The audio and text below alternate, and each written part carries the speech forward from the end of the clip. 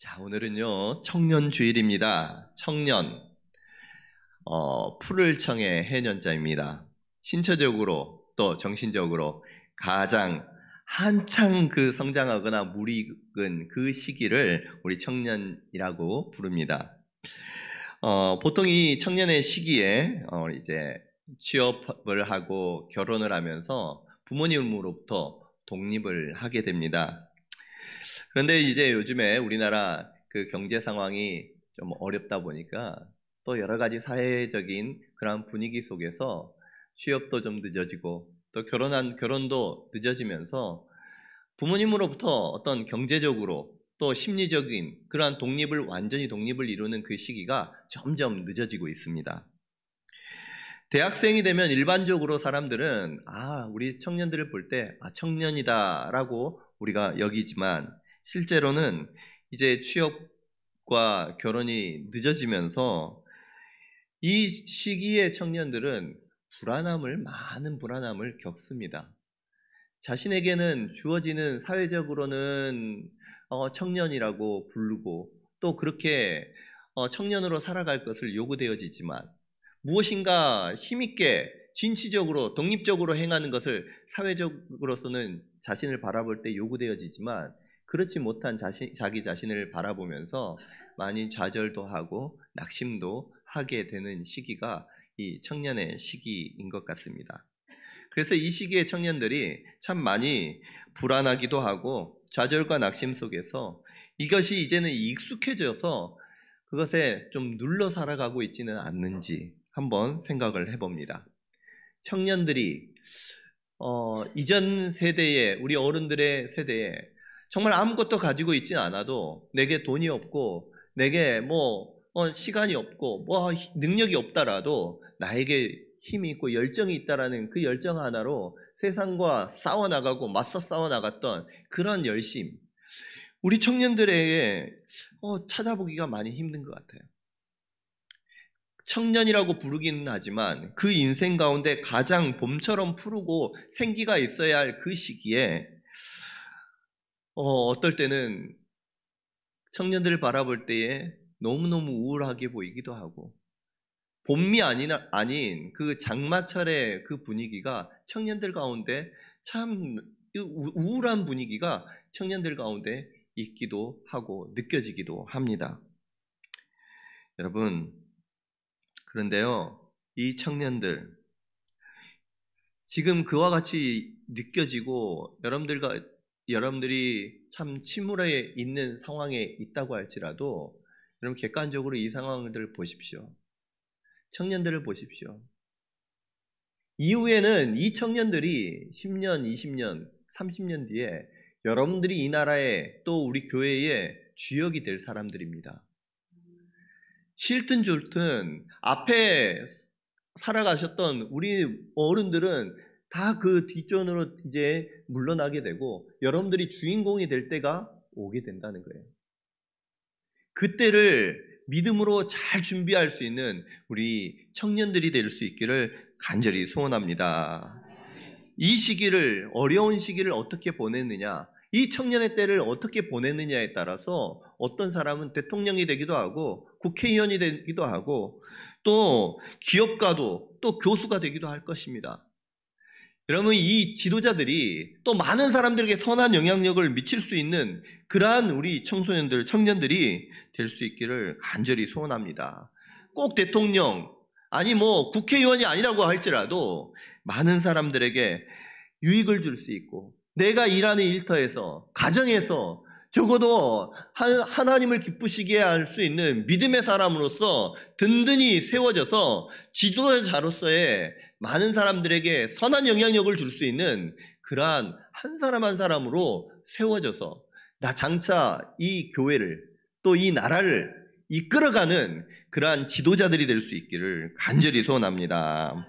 여러분, 어떤 사람들이 이와 같은 이 청년 시기를 어떻게 보내야지 이와 같이 하나님 앞에서 존귀한 자로 쓰임받고 나중에 정말 지도자가 될 수 있을까요?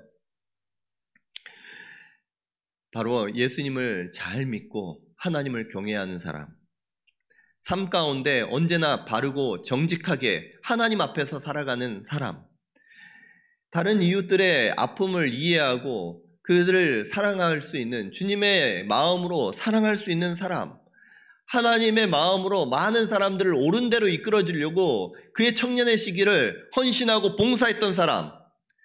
여러분, 그 하나님께 드린 그 시간, 하나님께 그 드린 마음들, 하나님께서 그 순간순간들을 기억하시고 그 시간들이 모여서 나중에 하나님의 나라를 이끌어갈, 여러분의 가정과 또 교회를 이끌어갈, 나라를 이끌어갈 지도자로 하나님께서 세워주실 줄로 믿습니다. 청년의 시기에는 많은 유혹도 있어요. 좋은 것이 좋다고 나의 유익을 위해서, 바로 앞에 보이는 유익을 위해서 살아가는 사람이 되지 않았으면 좋겠습니다. 세상의 방법으로, 거짓과 속임수로 살아가는 그러한 삶을 살지 마시고 정말 하나님 앞에서 많은 사람들이 존경할 수 있는 사람들이, 여러분 오늘 우리가 그렇게 살아갔으면 좋겠습니다. 하나님께서는요, 이와 같은 이 패역한 세대 가운데에서도 하나님의 일들을 행하게 할 하나님의 사람들을 찾고 계십니다. 뿐만 아니라 사람들도 그와 같은 일꾼들을, 그와 같은 사람, 지도자가 될 만한 사람들도 찾고 있어요. 세상을 따라서, 그것이 많은 사람들이 가는 그 길을 따라서 넓은 길을 간다고 좋은 게 아니고 승리하는 것이 아닙니다. 좁은 길을 가더라도 하나님의 말씀에 순종하고 자신의 양심을 지켜 거룩하고 정직하게 행할 때에, 지금은 여러분 그 길이 좁게 보인다고 할지라도 나중에 하나님께서 또한 사람들을 통해서 여러분들을 높이 세워주실 줄로 믿습니다. 여러분, 사람들에게 선한 영향력을 미쳤던 성경의 대표적인 인물이 나옵니다. 바로 다윗입니다. 이스라엘 역사상에서 가장 존경받는 사람, 위대한 왕으로 추앙받는 사람이 바로 다윗입니다. 그런데 이 다윗, 그렇게 위대한 다윗이 다윗 왕가에서 태어나지 않았습니다. 그의 출신이 아주 아름답고 위대한 삶을 살아가면서 그의 그 삶이 탄탄대로 속에서 걸어갔던 사람들이 아닙니다. 어려서부터 부모님의 사랑을 많이 받고 또 최고의 교육 환경에서 공부를 받고 승승장구했던 사람이 아니라는 거예요. 오히려 다윗은요, 유년기에 말 못할 아픔과 상처 속에서 오히려 부모님의 사랑과 케어를 충분히 받지 못한 삶을 살아왔던 사람이요, 바로 다윗입니다. 하나님께서 사울을 대신해서 왕을 세우기를 원해서 사무엘을 베들레헴으로 보냅니다. 당시의 사무엘은 이스라엘에 있어서 마지막 사사입니다. 뿐만 아니라 최고의 영적 지도자였습니다. 이 사무엘이 여호와 하나님께 예배를 드린다고 지금 베들레헴으로 가서 이새의 가족을 초청을 합니다. 이새는 그의 아들들을 다 모으고 그의 가족들이, 온 식구들이 모여서 하나님께 예배를 드리며 그 복된 자리에 모든 가족들이 초청을 받아서 그 자리에 함께합니다. 모든 사람들이 부러워할 영광스러운 자리, 그 축복된 자리에 이새의 7명의 아들들은 왔지만 그 가운데에 막내 다윗은 그 자리에 없었습니다. 아버지와 형들이 사무엘 선지자와 함께 제사를 드리고 예배를 드릴 때에 다윗은 양을 지킨다고, 또 아버지의 양을 친다고 그곳에 가지도 못했던 거예요. 다윗은 막내입니다.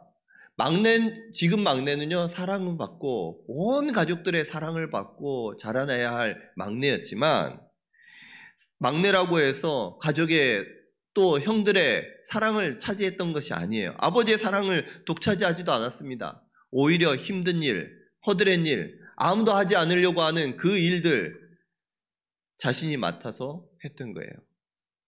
그러면 이스라엘이 블레셋과 전쟁을 합니다. 장성한 형들, 이제 전쟁에 차출이 돼서 전쟁터에 나갔어요.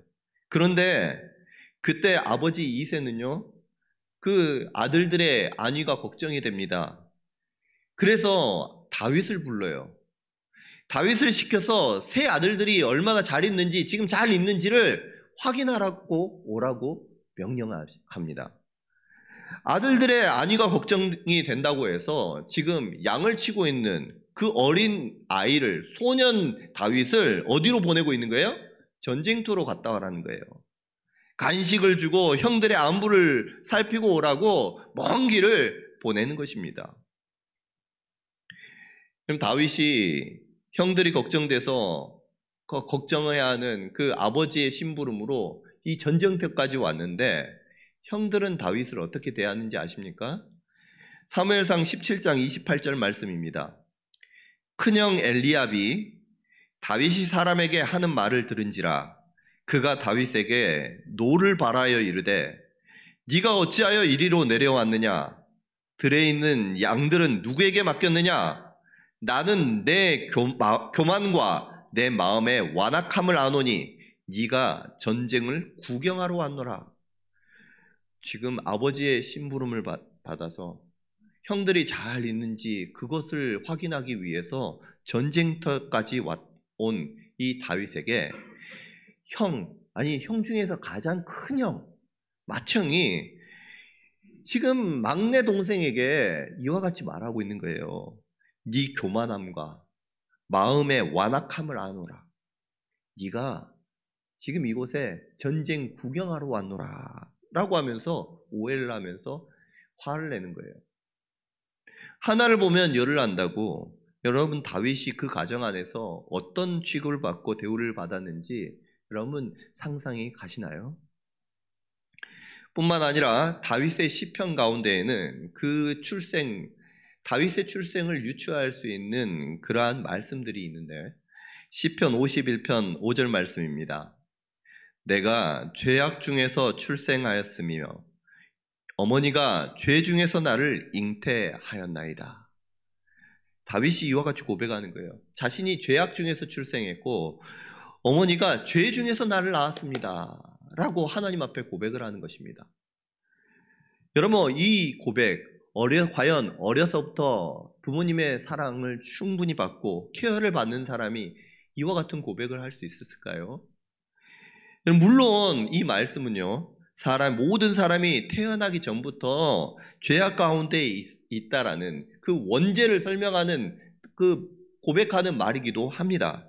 그런데 다르게 보면요, 어머니가 자신을 죄 중에서 잉태했다라고 고백하면서 자신이 정말 죄악 중에 출생했다라고 고백하는 그 고백 속에는 다윗의 출생이 결코 복되거나 일반적인 출생이 아니었음을 의미하기도 하는 것입니다. 그의 유년기가 얼마나 힘들었는지, 그의 얼마나 고통스러웠는지 죄악 중에 출생하였다, 또 어머니가 죄 중에 자신을 잉태했다라고 고백했을까요? 뿐만 아니라 시편 27편 10절 말씀에는 이렇게 고백합니다. 내 부모는 나를 버렸으나 여호와는 나를 영접하시리이다. 아멘. 다윗은요, 자신의 부모님들이 자신을 버렸다라고 고백을 하는 거예요. 우리가 다윗의 그 가족사에 대해서 정확하게 이렇다라고 할 수는 없지만 다윗의 유년기 결코 부모님의 사랑 가운데에서 자라지 못했을 뿐만 아니라 다윗은 어려서부터 상처와 아픔이 많았다는 것을 알 수가 있습니다. 젊은 날의 다윗, 그 다윗은요, 출생 때부터 흙수저 인생이었고 그의 삶은 결코 순탄치가 않았습니다. 부모님으로부터 버림을 받는 그러한 상황 가운데 있었다고 자신의 삶을 돌아보면서 고백하는 거예요. 그런데 다윗은 어떻게 해서 그러면 이런 어려움을 당하고 고통 가운데 있었던 다윗, 어떻게 해서 이스라엘의 위대한 왕, 위대한 지도자가 될 수 있었을까요? 여러분, 그 비밀은요, 양치기였던 다윗, 그 다윗에게 직접 기름을 부었던 사무엘 선지자로부터 우리는 알 수가 있습니다. 사무엘상 13장 14절 말씀입니다. 지금은 왕의 나라가 길지 못할 것이라 여호와께서 왕에게 명령하신 바를 왕이 지키지 아니하였으므로 여호와께서 그의 마음에 맞는 사람을 구하여 여호와께서 그를 그의 백성의 지도자로 삼으셨느니라 하고. 아멘. 사울에게 이제 고백을 하는데, 여호와께서 말씀하신 말을 사울 왕이 지키지 못했기 때문에 하나님께서는 그의 마음에 맞는 사람을 구해서 하나님의 그 백성들의 지도자로 세우신다, 삼으셨다라고 고백하는 거예요. 뿐만 아니라 사도행전 말씀에 이와 같이 말씀합니다. 내가 이새의 아들 다윗을 만나니 내 마음에 맞는 사람이라 내 뜻을 다 이루리라 하시더니. 아멘. 하나님의 다윗을 보니까 하나님의 마음에 맞는 사람이라는 거예요. 그래서 그 다윗에게 그 하나님의 뜻을 다 이루셨다라고 고백하는 것입니다. 다윗, 여호와 하나님의 마음에 맞는 사람이었습니다. 개역 한글에 보면 하나님의 마음에 합한 자라고 기록하고 있어요. 하나님께서 그 마음에 합한 자 다윗, 그렇기에 그를 왕으로 세우시고 다윗을 통해서 하나님의 일들을 이루어 가셨던 것입니다. 사무엘이 이새를 방문할 때 형들은 다 제사를 드리러 갈 때 양을 치기 위해서 남아 있었던 그 다윗,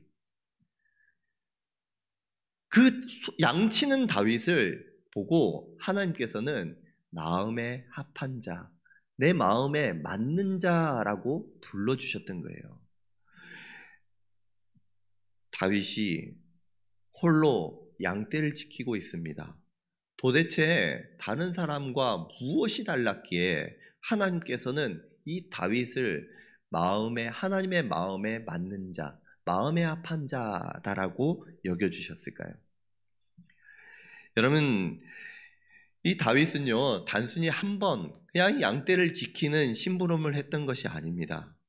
부모님으로부터 버림받고 또 형들에게도 외면받던 그러한 어린 유년 시기를 양떼를 지키면서 보내면서 자신의 부모는 나를 버렸을지라도 하나님이 나를 영접해 주셨습니다 라고 고백하면서 그 목자의 시간, 양들 가운데 있었던 그 시간들을 하나님과 함께 보냈던 것입니다.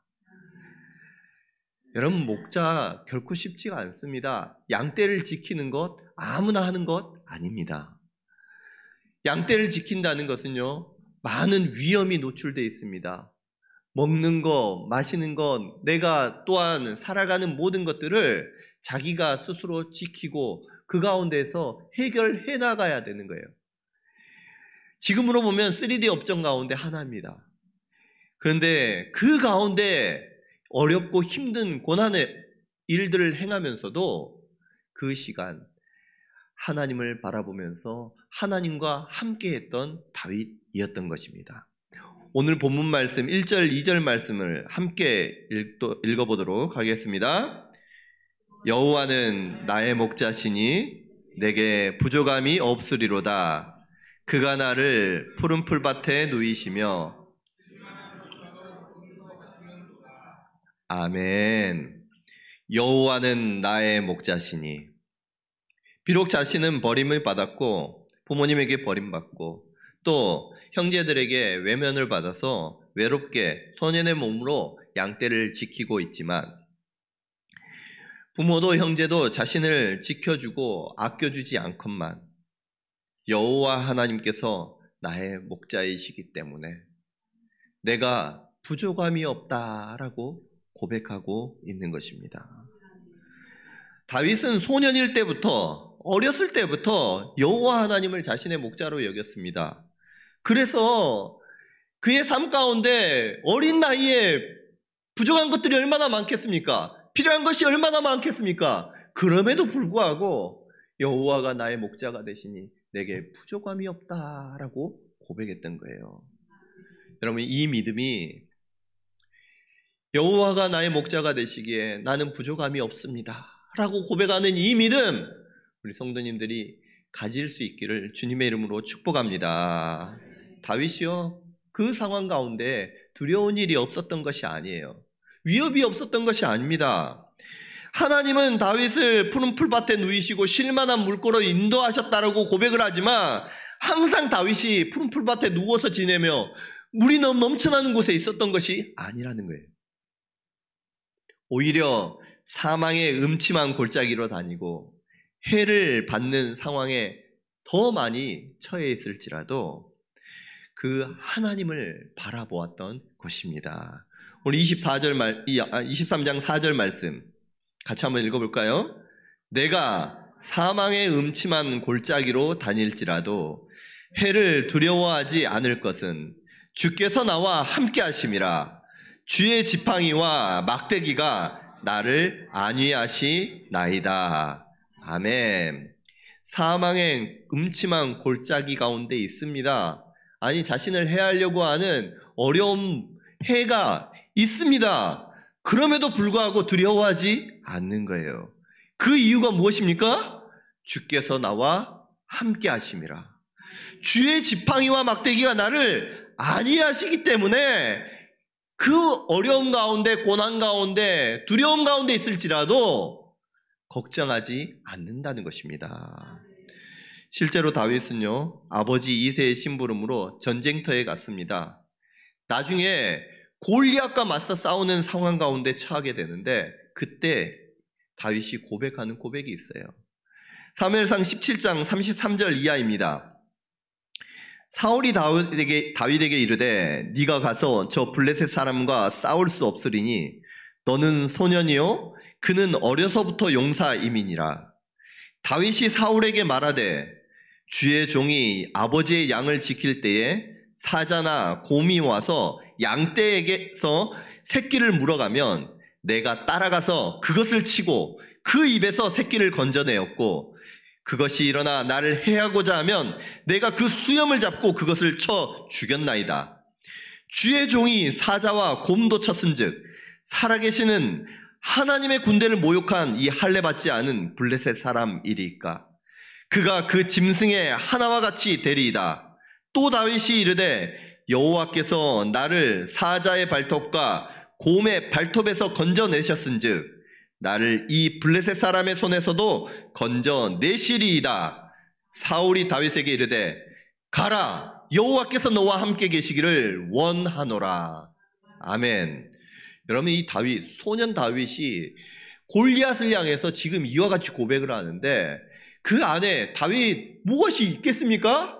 그의 능력도 없습니다. 힘도 없습니다. 어려서부터 양치기로 있었습니다.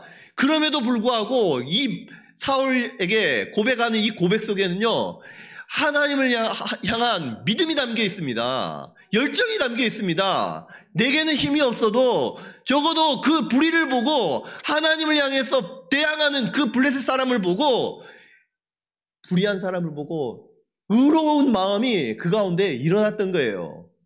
우리 청년들에게 이와 같은 마음이, 청년의 마음이 있으시기를 주님의 이름으로 축복합니다.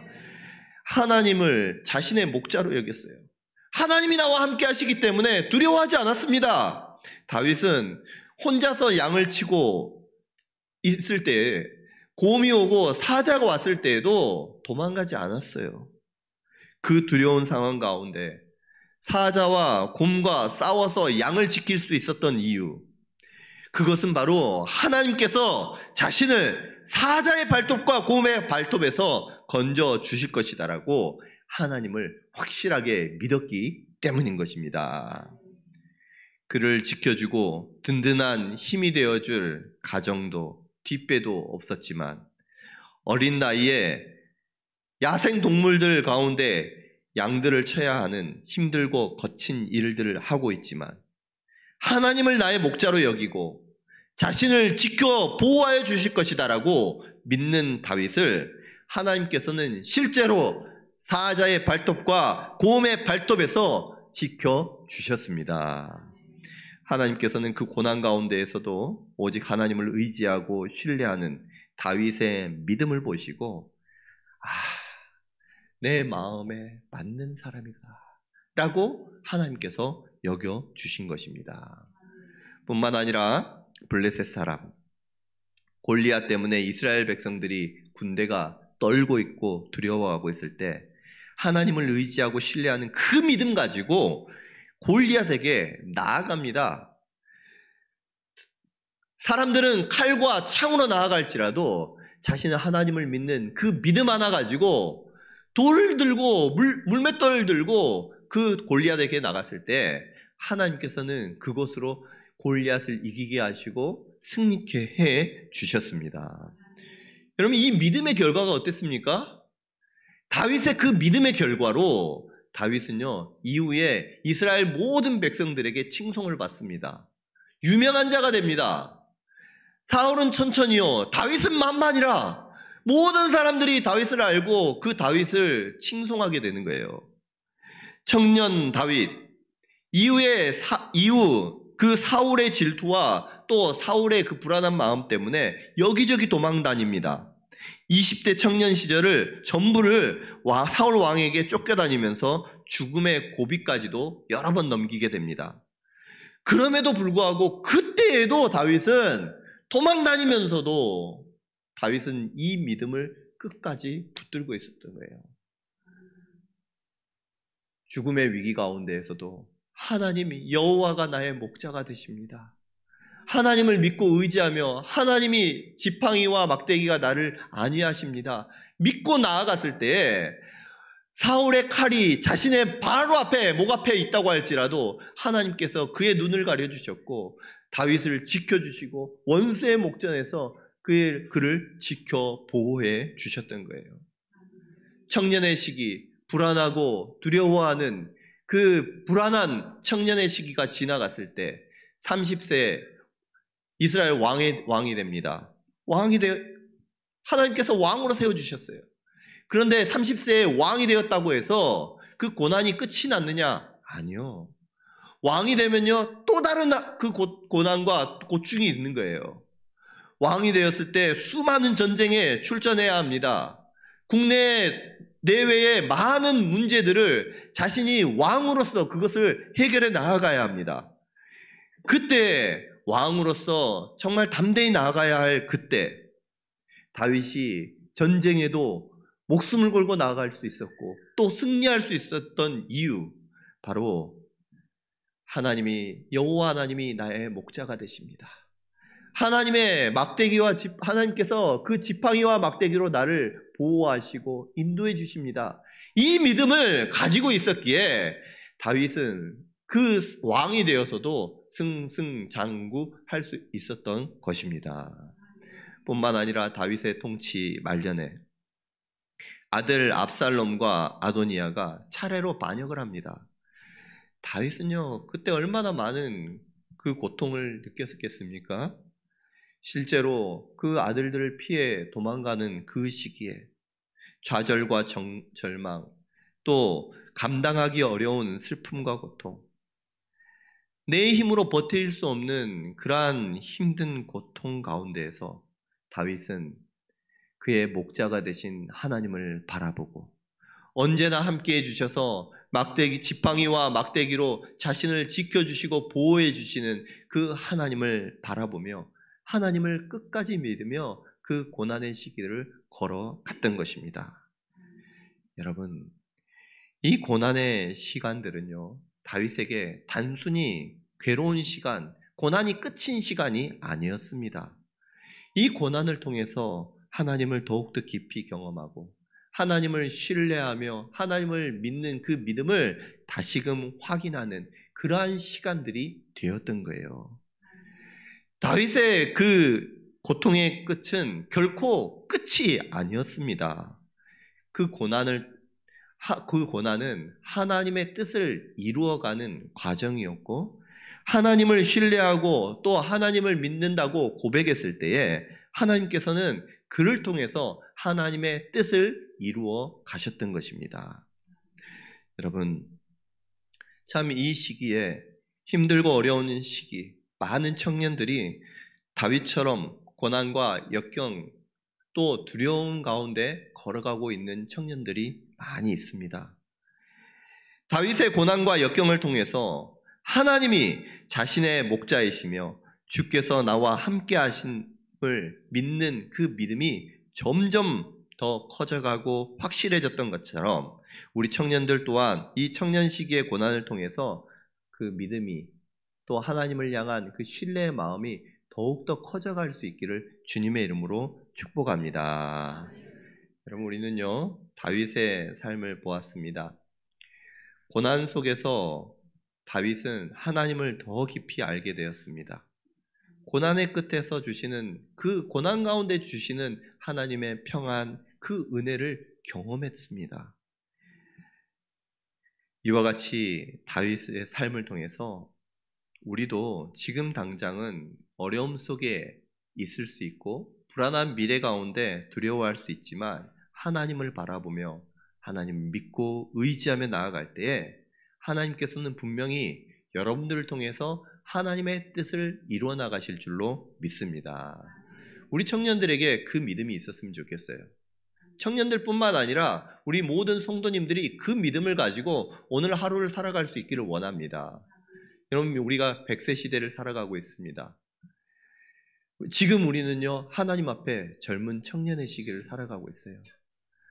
때론 두렵기도 하고 낙심되기도 하고 넘어지기도 할 때 우리가 그 가운데에서 나의 목자가 되신 하나님을 끝까지 바라보며 힘들고 어려운 가운데 모두 다 나를 외면하는 가운데에서도 주님을 바라보며 이 시기를 걸어갈 때 하나님께서는 우리를 바라보면서 내 마음에 맞는 사람이다, 내 마음에 합한 사람이다 라고 우리를 바라봐 주실 줄로 믿습니다. 하나님이 그렇게 바라봐 주시면요 목자가 왕이 되는 은혜가 있게 돼요. 우리가 비록 내가 이 목자의 자리에 있고 양치기의 자리에 있지만 하나님께서 그와 같이 내 마음에 합한 자라고 여겨주시면 양치기가 왕이 될 수도 있는 것입니다. 여러분, 우리는 미래는요 아직 몰라요. 하나님을 경외하며 하나님을 정말 마음으로 사랑하고 하나님을 목자로 여기면서 신뢰하며 나아갈 때 하나님은 이 고난이 쌓여서 어려움의 그 시간들이 쌓여 나아가면서 하나님께서는 우리가 하나님의 그 스토리를 우리로 하여금 만들어 주시고 그 스토리를 통해서 하나님의 위대한 일들을 하나님께서 이루어 가실 줄로 믿습니다. 나중에 뒤를 돌아보면요 우리가 하나님을 믿고 끝까지 그 고난을 이겨나가는 사람은요 그의 삶은 스토리가 되어 있어요.